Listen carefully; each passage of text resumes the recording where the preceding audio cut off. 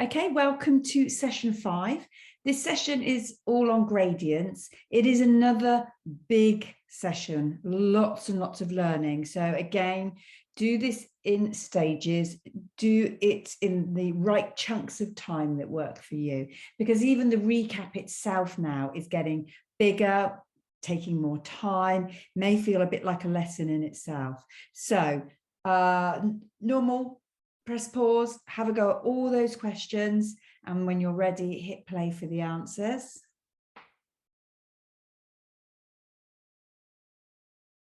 Okay, here's the answers. There we go. Just about to see them all. Pause. You can see I haven't done question 1. I'm going to just talk through that just because obviously we've literally just done this, so we might not be feeling as confident as we might be with the other stuff. So I will go through that one, but just check in with everything else and then hit play when you're ready. Okay, so I did want to I highlighted this just to remind you that you had to kind of do the opposite. So although you're reading 10 years younger, you had to add the 10. We did a very similar one in our example. So I thought I'd just highlight that in case anyone fell into that trap. And then this one, again, is quite similar to one that we did as an example. But when we did the example, it divided down so that we could match the smaller rectangle by dividing the larger one down. It worked because the times tables involved in the question made it easy, but this time it doesn't. So this time you really have to go in the opposite direction. So it says the large rectangle is 3 times the size of the small. So I know that this rectangle is 3 times bigger. So I had to work out the perimeter of both shapes. And what I actually really need to do is get a value for x. So these are the 2 sides I'm going to use to help me. If I can make these kind of equal each other, then it's going to work. So what I need to do is take the 5x minus 8 and make it 3 times bigger. If I make that 3 times bigger, it's going to equal the other edge, okay? So I've got 15x minus 24. I've expanded, I've multiplied the 5x by 3, the 8 by 3. I've made it 3 times the size it was originally, which means it's now the same as the larger rectangle. I think that does make sense. Now I will be able to go on and solve it. So I'm going to take off my 7 x's. So 15 take 7 is 8. So I've got 8x minus 24 equaling 8. Take that across, it lands as positive 24. So I've got 8x equals 32. I divide through by the 8. And I've got x is equal to 4. Now I'm being asked to work out the perimeter of both shapes.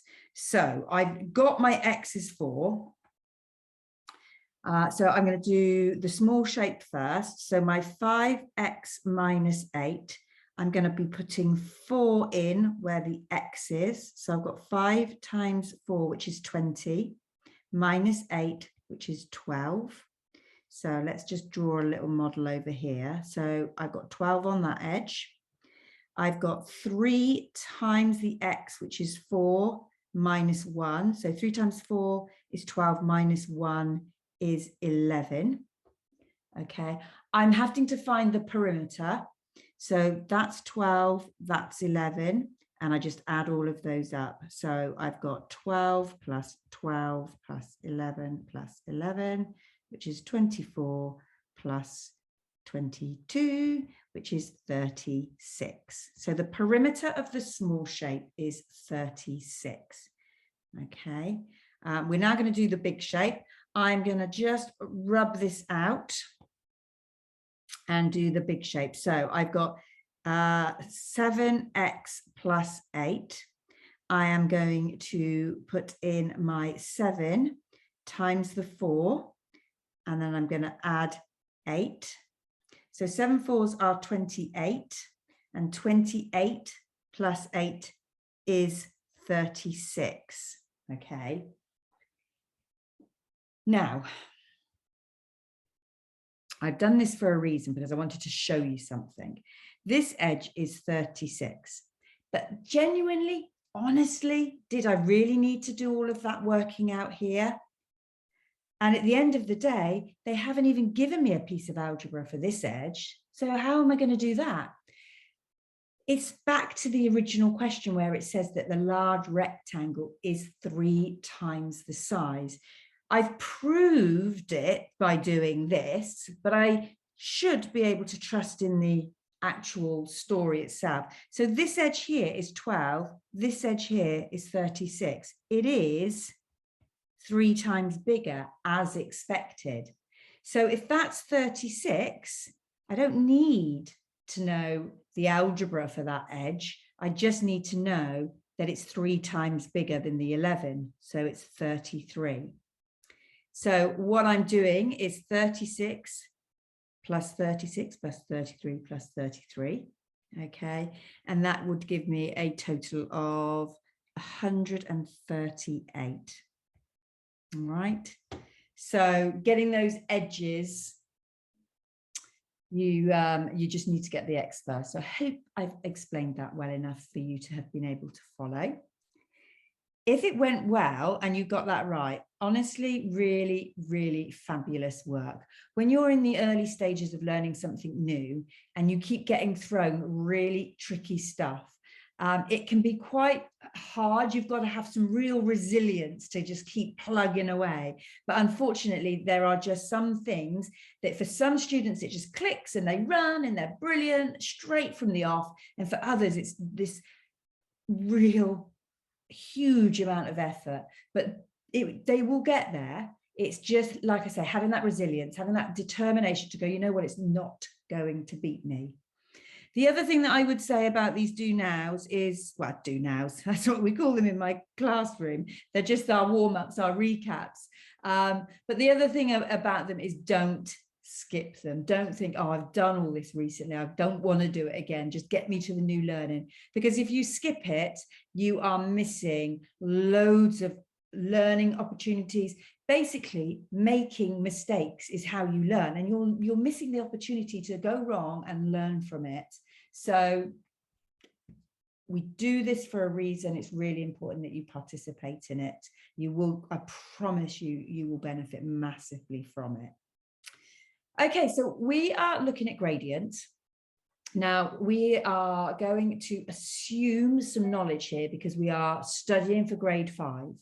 So the assumed knowledge is that you understand that there is a gradient and a y-intercept on a straight line. We're going to be talking about that throughout. And that if you were asked to draw a graph, you would be able to do it. So I'm taking you up into a deeper level and understanding of gradient, okay? So gradient is a measure of how steep a line is. So what I'm going to do, hopefully my app will work, is I'm going to draw in a horizontal and a vertical for that line. Okay, and it's going to make me a right-angled triangle. And the right-angled triangle is going to help me get a value for the gradient. So gradient is how steep a line is. So the bigger the number, the higher the gradient, okay? This particular triangle that I've just made is 1, 2, 3, 4, 5, 6, 7, 8, 9 along, and 1, 2, 3, 4, 5, 6 up, okay?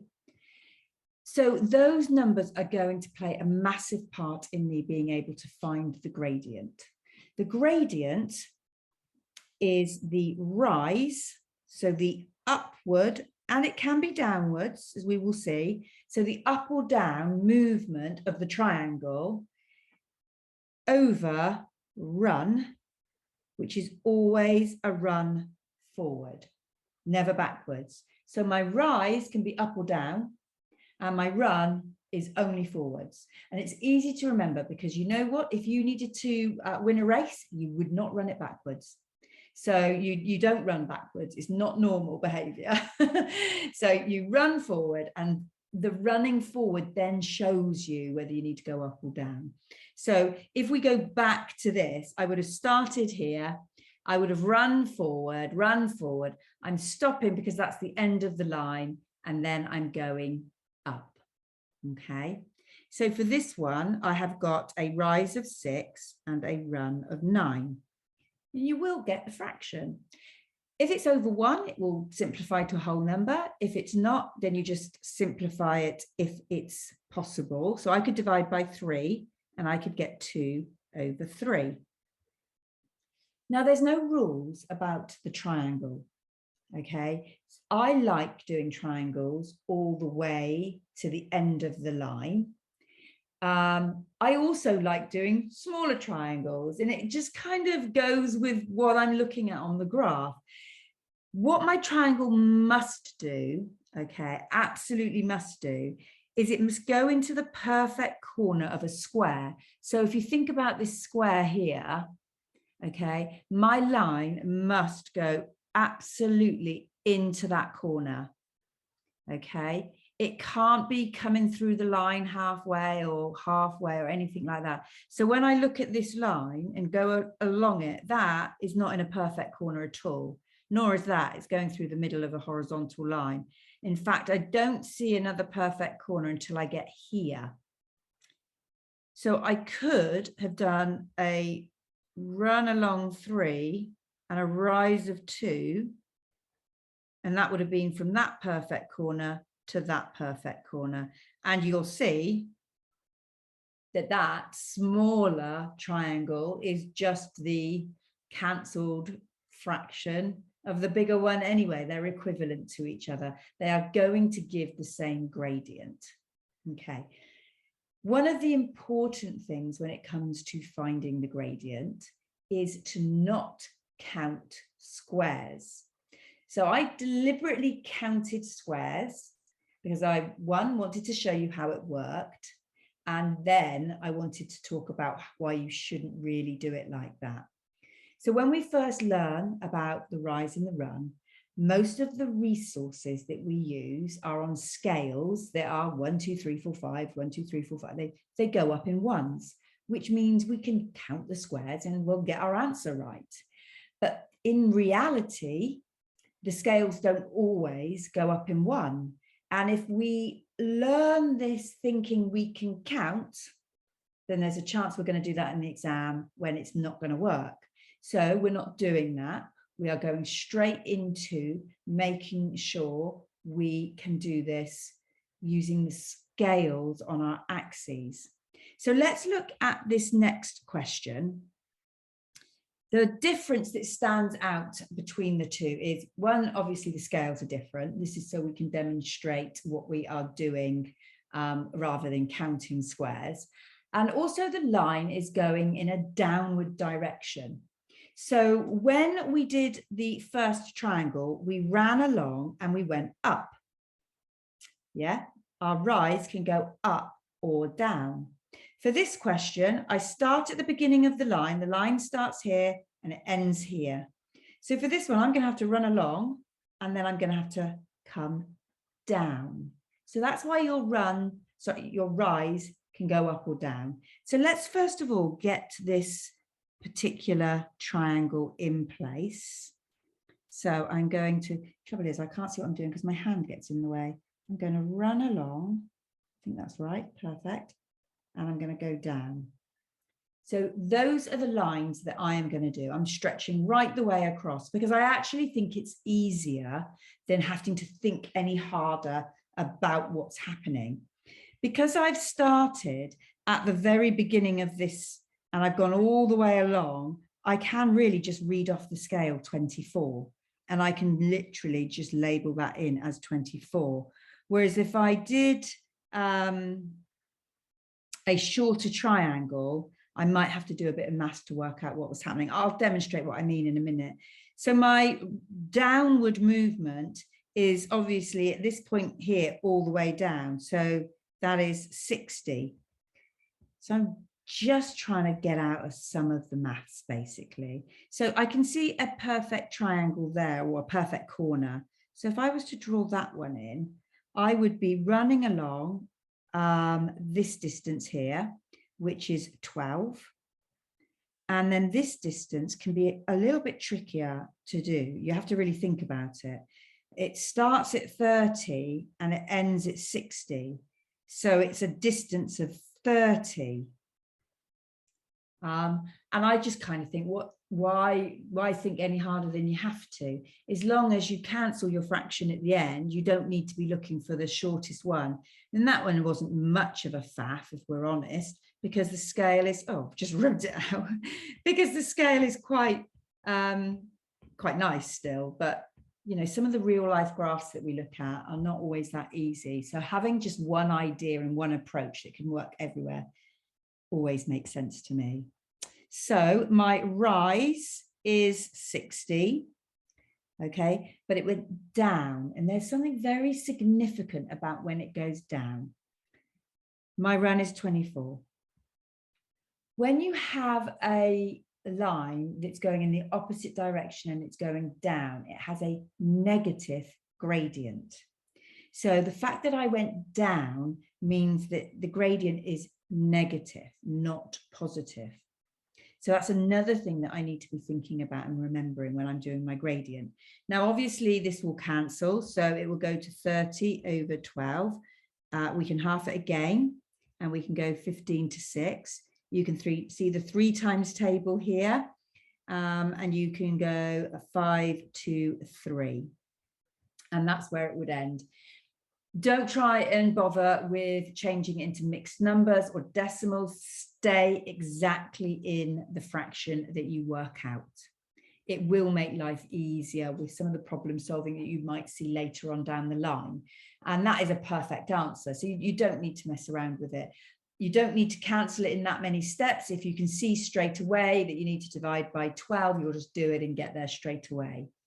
All right, so that's gradient kind of in a nutshell. So it's a measure of how steep the line is, and we measure that using a rise and run triangle. So a rise and run approach, okay? So what shall we do next? Let's talk about the equation just very quickly. The equation is y equals mx plus c. So that's the general form of the equation. When you see it normally with some extra numbers. So you see things like draw the graph of y equals 2x plus 4, or draw the graph of y equals 3x minus 7. Whatever. That's how it's given to you when it's given to you as a question that's specific. But when we talk about it generally, we take these numbers that we are normally seeing, so that 2 and that 3, they're right next to the x. So in the general form, it is given as a letter m. And the end bits, that minus 7, that plus 4, that is given by the c. The m, and this is really, really important, the m is our gradient.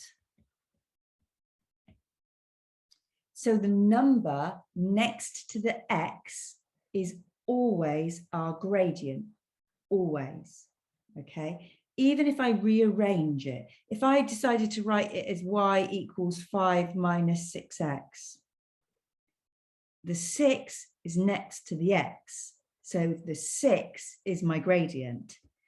That 6 also has a minus in front of it. So that's a negative gradient. I know without even drawing the graph that that's going to be a straight line going down. And it's pretty steep if it's 6, okay? So we're going to be doing lots and lots of different gradient things. So that there is a really, really important, important thing, all right? So what I think we should do is get on and practice this before I give you so much information you end up confused. So I'm going to ask you to, they're in your workbook. If you're working from the screen, it does make it a lot harder because it means you've got to copy everything down first. Obviously, you'll take as long as it takes you, depending on whether you're copying or not. But what you're going to be doing is you're going to be working on these 6 questions, and you're going to be looking at working out their actual gradients. Okay, so you're going to be putting that triangle on. I'll just go back. You're going to be putting the triangle on.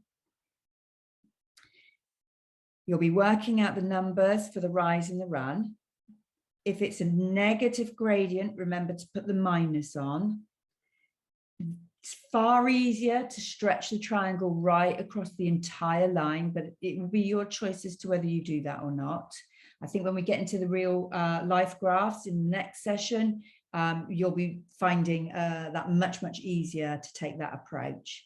So those are your 6 questions.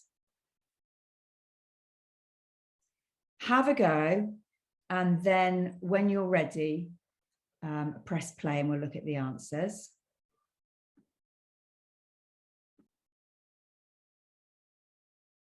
Okay, there's the answers, guys.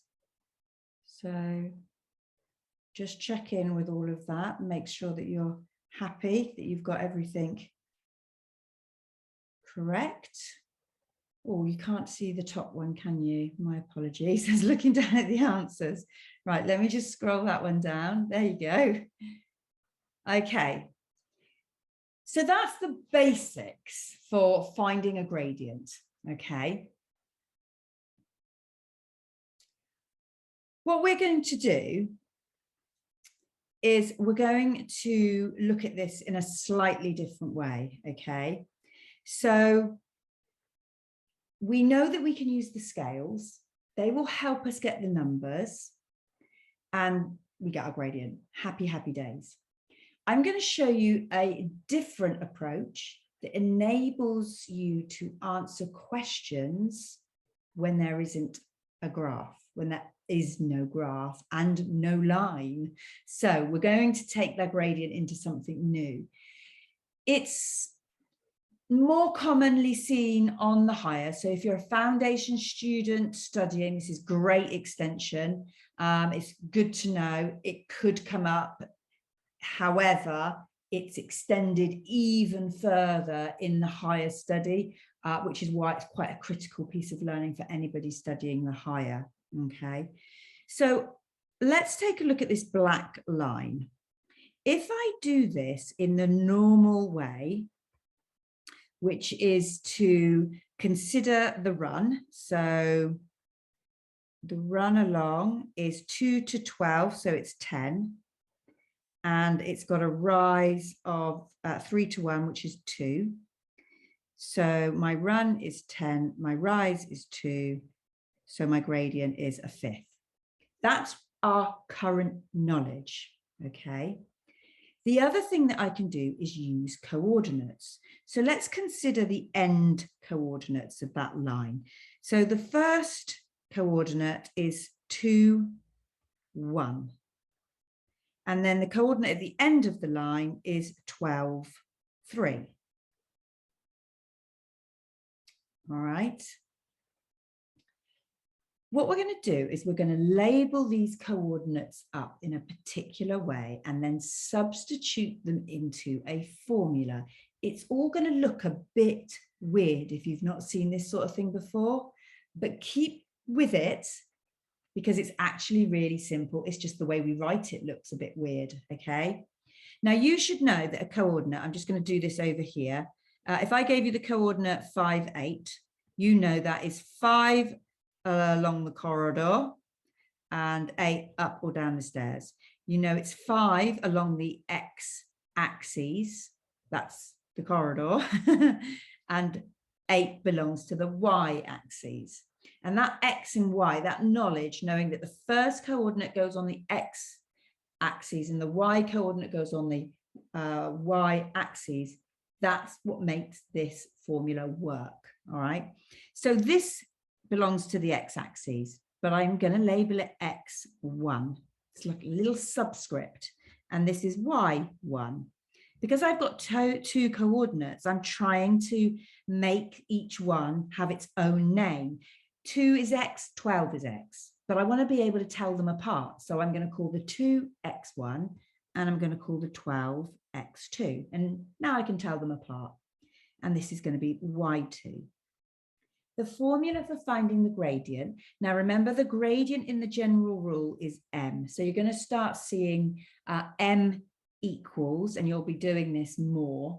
We don't tend to do it when we use the triangle as much. So m is equal to, wait for it, y2 minus y1 over x2 minus x1. So just think of those coordinates as being coded up, yeah? What I now do is I just go and find y2. y2 is by 3. So I am going to write 3. Then I'm going to write minus, and then I'm going to go and find y1. y1 is 1. And then I'm going to put that over. x2 is 12. And I'm going to take away, and x1 is 2. Do the piece of maths I've just created. I've got 2 on the top, and 12 take 2 is 10 on the bottom. And that will cancel to a fifth. And it's just really demonstrating that our triangle method and our formula method is actually doing the exact same thing. This is basically finding the difference in our rise, and this is finding the difference in our run. Okay. Now, the reason that we might want to do it this way, because you might be thinking, oh, that's a lot to learn when I can just do it off the scale, but we need it for when they do questions like this. Okay, in fact, I'm going to clean it all off. Nice clean board. All right, so let's say I have this question in my exam. Write the gradient of the line that passes through the coordinates, and then we'll do 4, 3, and 8, 5. There's no grid, there's no axes. Your exam paper is just plain paper. It doesn't come to you on squares, so you can't necessarily try and draw your way out of it. I'm not saying it wouldn't work. If you were stuck, it would be a very good problem-solving idea, but far, far better that you can read that word gradient and straight away get your brain to trigger the gradient formula. The gradient formula is m equals y2 minus y1, x2 minus x1. My one you can hardly see. So all I do is go over to the coordinates they gave me. I code them up, x1, y1, x2, y2, and then I can put the information in. So my y2 is 5, and my y1 is 3. My x is 8, and then it's take 4. Do the maths I've created. I've got 2 over 4, which cancels to a half.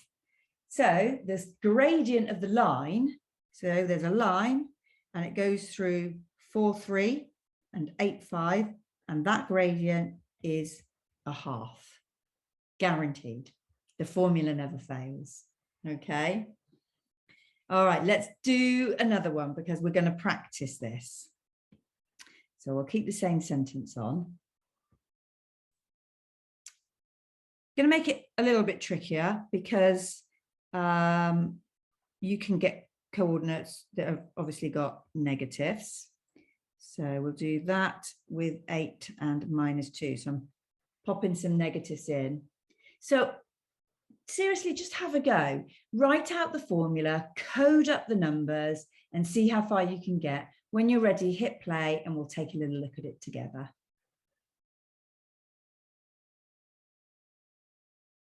Okay, so I have got x1, y1, x2, y2, m equals y2 minus y1 over x2 minus x1.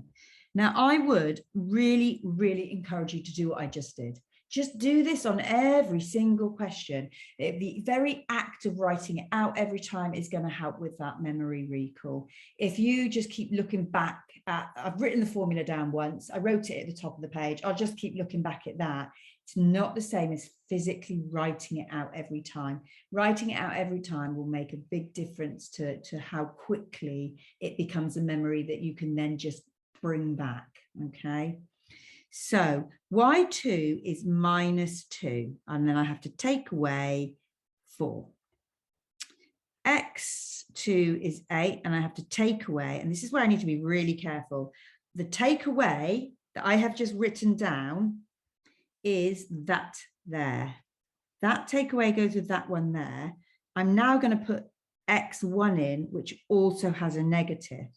And it creates this double negative. So just be really mindful of that. This is where it could mess you up. So minus 2 minus 4 is minus 6. Go the right way on the number line.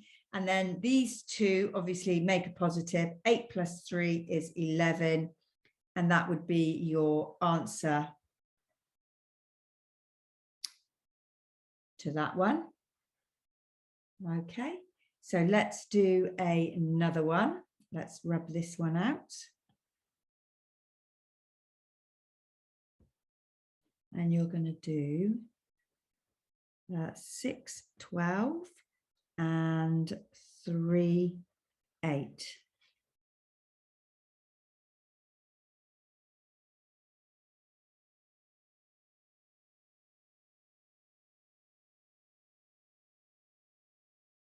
Okay. So m is equal to y2 minus y1, x2 minus x1, x1, y1, x2, y2, 8 minus 12, 3 minus 6. Okay, so this is going to give me minus 4 on the top and minus 3 on the bottom. But those two negatives make it positive. So I end up with 4 over 3. So I still follow my rules of negatives, okay? Right, let's do the next one. Going to do for me minus 6, 4, and 8, 5. I like that 8, 5. I keep doing that. Off you go. Press play when you're ready.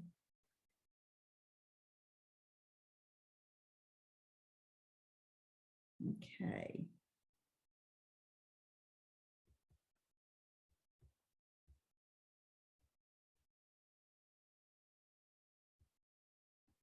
Oops, it's not X. I get carried away with doing the wrong thing.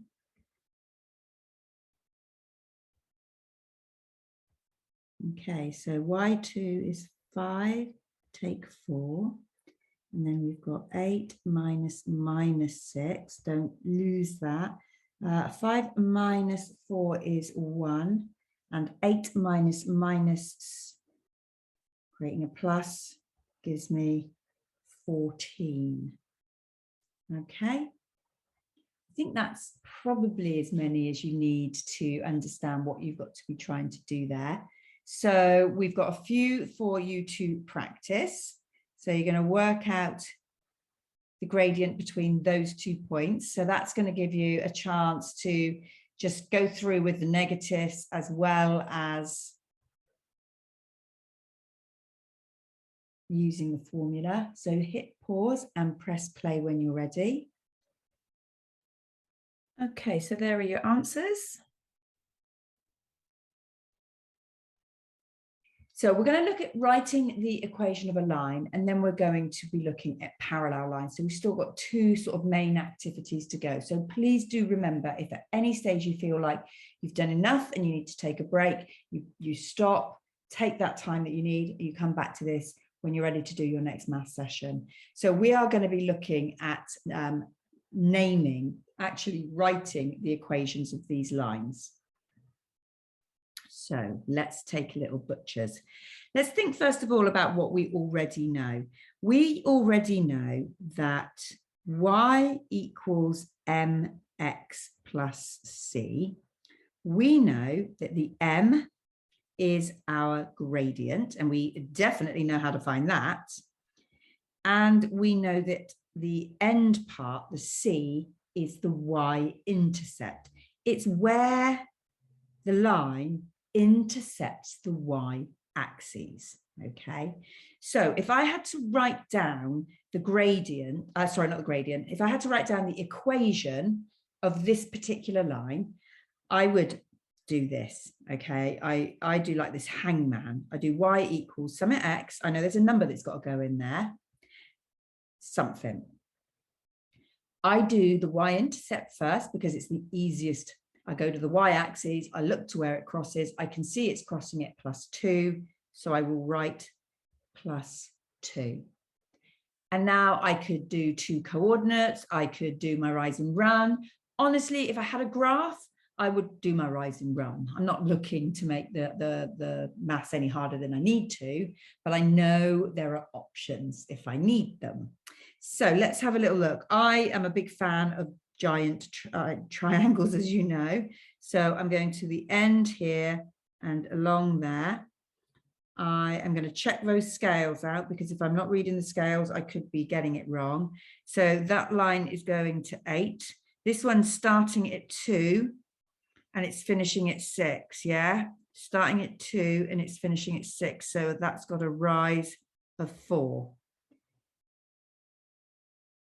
So let's do it over here. So my gradient is equal to the rise over the run. And 4/8 will cancel to a half. So a half is going in there. So it's a half x plus 2. That is the equation of that line. Okay, so I'm going to demonstrate that again, so it's clear what's going on. So I'm going to do y equals something x, something. I'm going to go to the y-intercept and find that first. That's crossing at +6. So I've got +6 in that position there. I'm then going to be looking at my rise and my run. And my triangle is literally on the axes, actually. So I'm running along 8.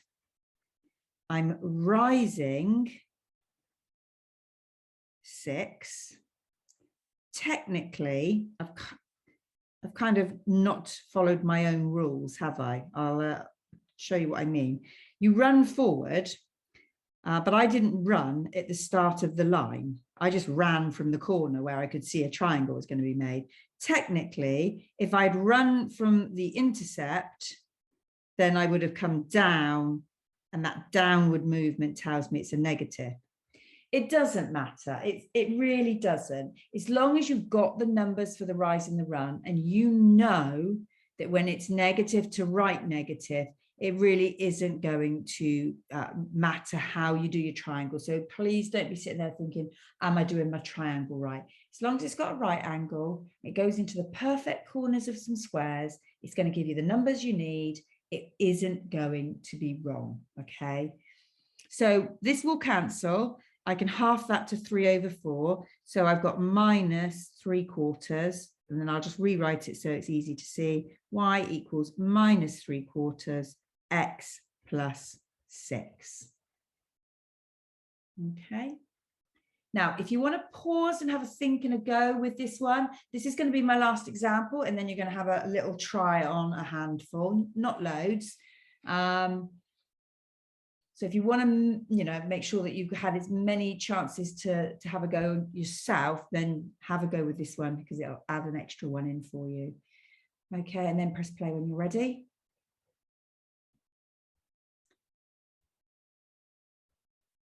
Okay, so going straight to the y-intercept, I can see it is +3.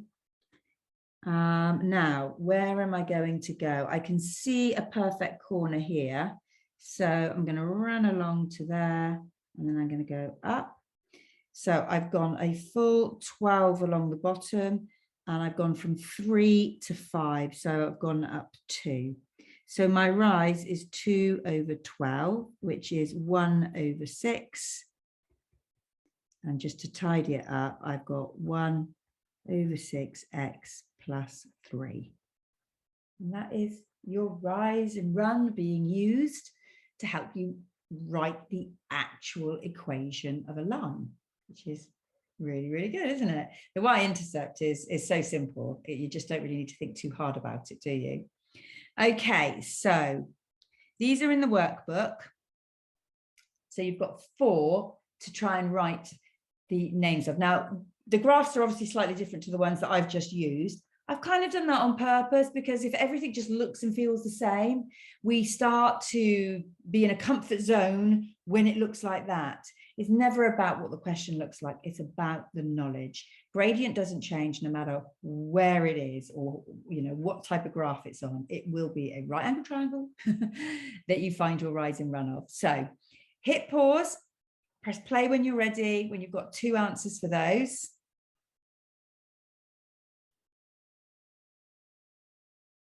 And then we will look at the answers.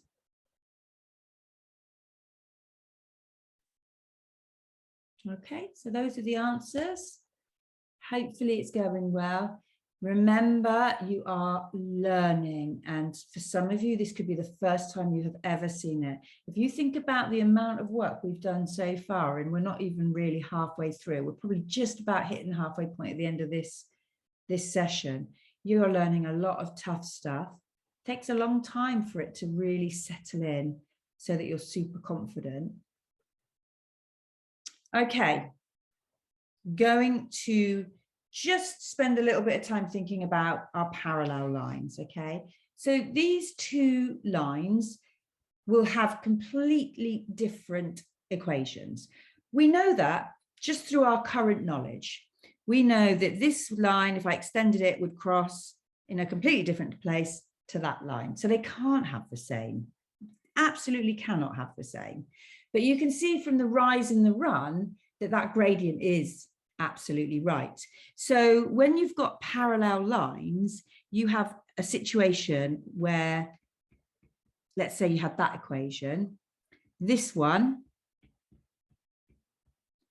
is a completely different line in a completely different position, but it is as steep as the first. So if they're both 2x, they're going to be parallel, just in a different position on the line.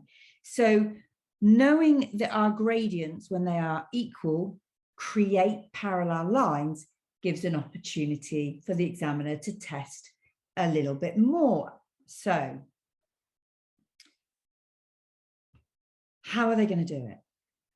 They could just do something really simple, like give you an equation and then say, write an equation that's parallel.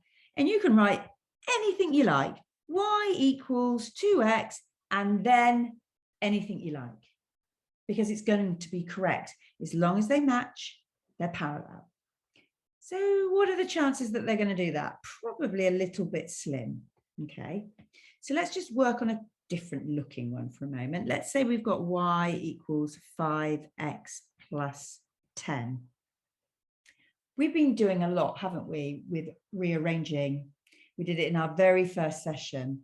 And the reason that we did it in our first session is so we're super skilled when we get to this session, because actually we are going to start using that skill. Because what the examiner could do is it could hop things around to just make things harder. So for example, if I was to pick this up and throw it on the other side, it would land as minus 5x. So I would then have y equals, what am I talking about? Let's get rid of that. I would have y minus 5x equaling 10. It's still the same equation. It's still going to create a straight line, etc., etc. It just looks very different.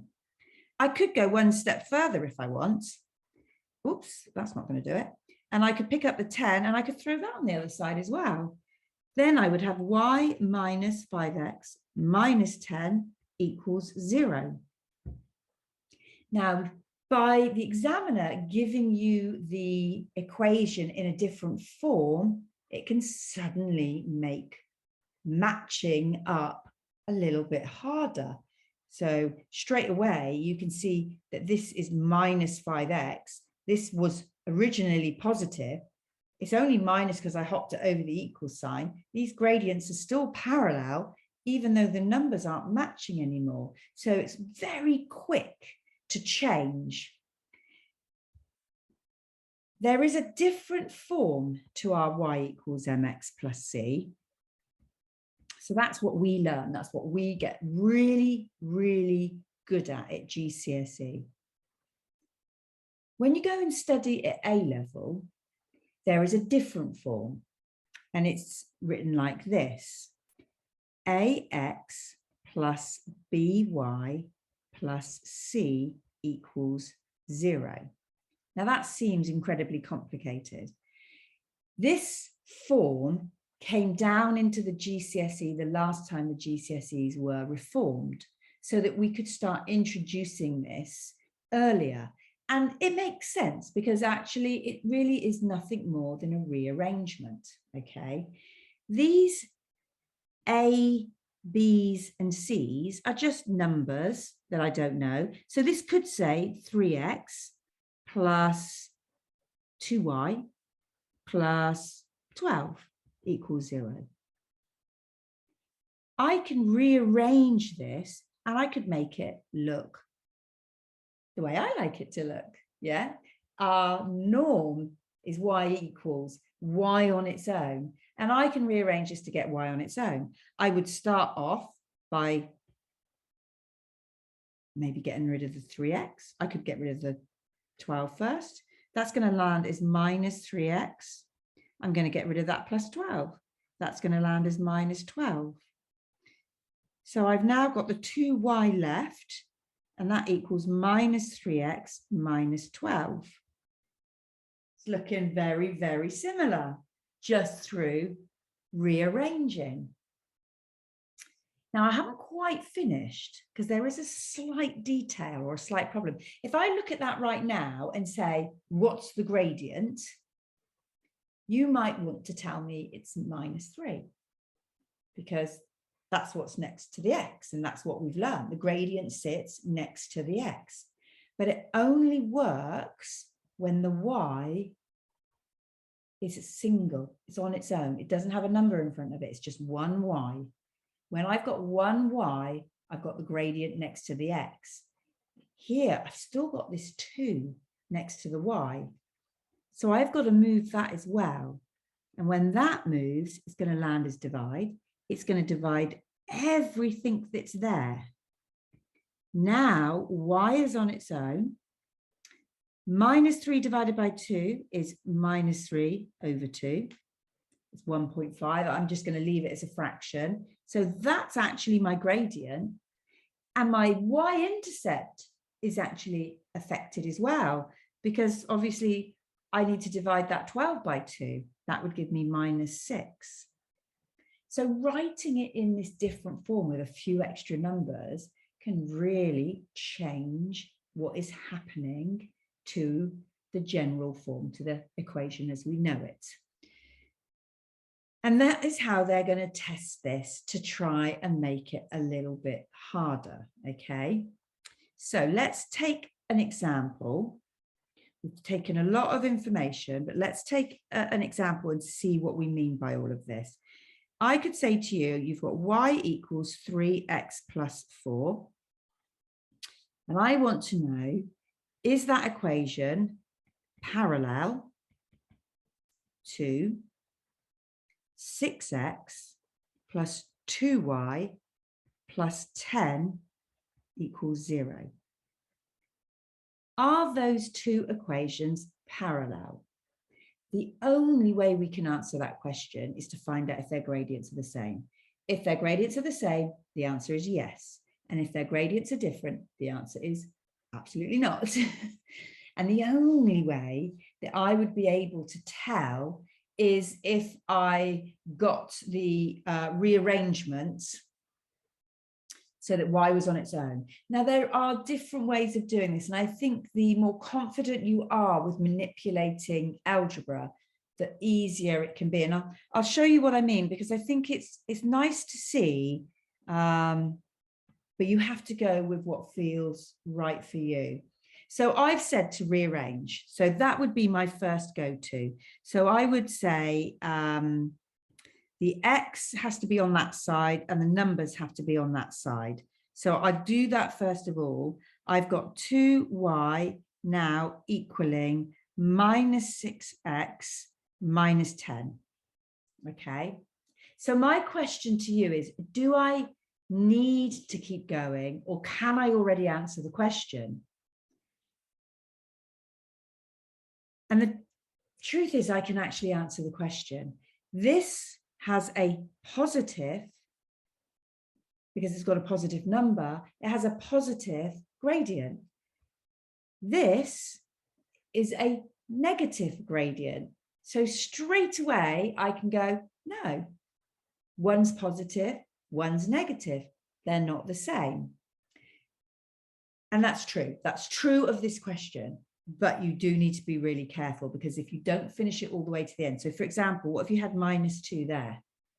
Not 2. If you had minus 2 there, once you brought that 2 round into a divide situation, you would get that y on its own, and then minus 6 divided by minus 2. 2's into 6 go 3. Two negatives make a positive. So then, in that situation, I've now got myself a matching gradient. So should you stop halfway through? It depends on your confidence levels with the numbers that you're looking at. If you don't want to risk it, don't. It's not, I don't think it's worth it. I would say just crack on and actually do it all the way so that you can be absolutely certain. But here's something that you could be doing at the very beginning if you wanted to just reduce the numbers down before you even start. And again, this just comes down to your confidence level with your algebra, really. Some of you will see it and think, oh yeah, I'm definitely doing that. And others might look at it and go, what's she doing? So, you know, if you're falling into the what, just don't even think about it. It's just a detail. It's quite nice to know. If it makes sense to you, you will think, I like that. I could, because each one of these numbers is even, I could cancel that down. I could go, right, I'm going to divide by 2 every single term, and I can then create 3x plus y plus 5 equals 0. And what it's done is it's already got y on its own. So my rearrangement is not got quite so much to do now, because the numbers are smaller and more manageable. Now it's only going to work if you've got all even numbers, or you've got all multiples of 3, or whatever you want to try and divide by. You definitely don't want to divide and get yourself into fractions, because that is not going to make it easier. So it's just an interesting addition if you think it's useful. And if I was to hop at this stage, obviously I'm going to get rid of that 3, get rid of that 5, and it leaves me y. Y equals minus 3x minus 5. And I can be very confident in saying that they don't match. Okay, so that's a lot of information going through just one example. As we sort of do more and more of this, it starts to flow a little better. I think sometimes when you get a lot of information coming at the same time, it can make it feel like it's going to be a lot harder. So let's take a little look at this one. We've got 5x plus 3y minus 4 equaling 0. Okay. And you've got y equals 0.6x plus 4. So just when you think you know what you're doing, I go and stick a decimal in there. Okay. Now, if you get a question like this, and to be fair, most gradient questions are on calculator papers, whilst you're learning, don't be thinking, oh, I need to do it all by hand. Just be letting the calculator support you whilst you're thinking about all these new steps that you're having to consider. So I want you to rearrange this side exactly how you've seen. And you know how to rearrange. You've got lots of practice at that now. So just be confident. I want you to rearrange to make y the subject. That's what we're doing. We want to make y the subject. When you've done that, hit play, and we'll look at where we've got to. Okay. So 3y is equal to minus 5x plus 4. I'm then going to put that over 3 and tidy it up. Y is equal to minus 5 over 3x plus 4 over 3. Now, I'm not really going to give that any attention whatsoever. It doesn't need it. It's all about the gradient. Now, are they the same? No, I don't need to worry about the fact that that's a decimal and that's a fraction, because the reality is this is negative and that is positive. So there is absolutely no way that they are the same. If it come out positive, then I would need to start thinking about the fraction itself. The fraction is greater than 1. You can get 1 whole out of 5 over 3. So again, it wouldn't work. But like I say, you can check things like that in your calculator whilst you're getting your head around the sort of thing. If you do have 2 calculator papers and only 1 non-calculator, so do use it. It's what it's for. Okay, let's do another one. So let's do 2x minus 3y plus 4 equals 0. And y equals 2/3 x plus 10. Okay, so always focusing on this one. Rearrange, make a decision, yes or no, and then come back to me when you're ready.